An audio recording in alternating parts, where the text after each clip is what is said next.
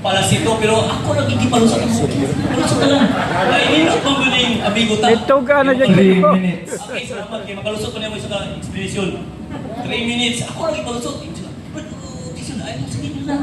Okay, ingo nila, ang sakto daw nga iglesia, mapayong salon. O niya, ang sakto-sakto nga iglesia, tabian. Daghan bakak.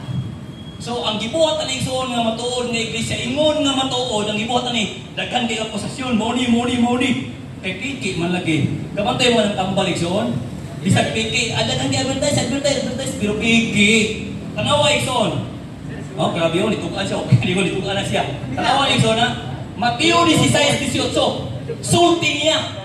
Pag ingon nga, I will build, gituko na yun. Kini, inyo ning balasaw Igsoon. Kini o, wala ipakita ni gawas na.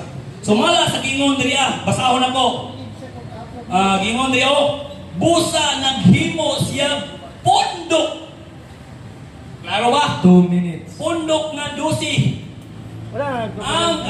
Ang kaawag sa muandam sa mga tigom sa ang pagtuon. So ibig sabihin, sa Mateo 10 palandaan, naa na si iglesia ng itukod. Pero sakto po siya na baka naayon pa niya nga namang iglesia.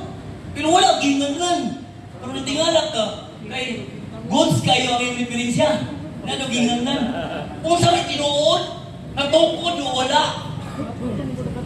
Namuntangan ito siya, kinsa may bakakol. Sorry. Kinsa man ang nagsulti o tinuod. Ano na akong igamit? Kaya parang hindi sakit ba? Kaya walang sabay ang sakit. Ang bakat ba? Sakit ba? Kinsa nagsulti tinuod. Kanang imong giyaw-yaw nga si Juan. Oh, ano to? Wala man. Wala na sa Juan. Si Juan nga, membro sa Katoliko. 1 minute. Ingon nimo o sumala sa inyong balasaon nga ang Juan dili membro sa Katoliko pero dili Katoliko naluwas man. May pilido. Kay lahi ang iyang pagtulunan ni Igsoon. Kabalo mo si pagtulunan niya. Outside Roman Catholic, di yun maluwas. Yung napabot-bot.